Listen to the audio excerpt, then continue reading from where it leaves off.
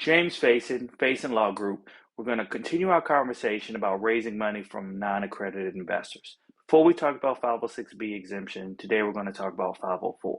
What makes the 504 exemption special is that at the federal level, you don't have to do much. You basically just have to file what's called a Form D. You don't have to do an expensive private placement memorandum at the federal level. However, you are subject to your state laws, particularly your state securities laws. So what does that mean? Typically, if you're raising money from people located in more progressive states like California, New York, or Maryland, or your company is headquartered in one of those states, then you're subject to their securities regulations, which can be punitive. What do I mean by punitive? Those states may require you to do a private placement memorandum that's only good for that state.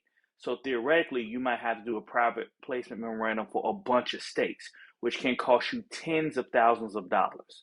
So typically, what I recommend is unless you know for sure that your company is going to, one, be based in, or two, raise money from people located in more forgiving states like Texas, Florida, Nevada, I recommend you do a 506B because you can do one private placement memorandum, which is good for the whole country, instead of rolling the dice with 504, and you may have to do it state by state.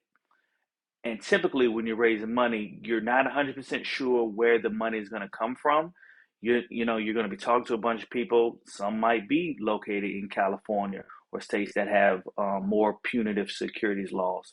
So again, for that reason, recommend using 506B if you're raising money from accredited investors versus 504.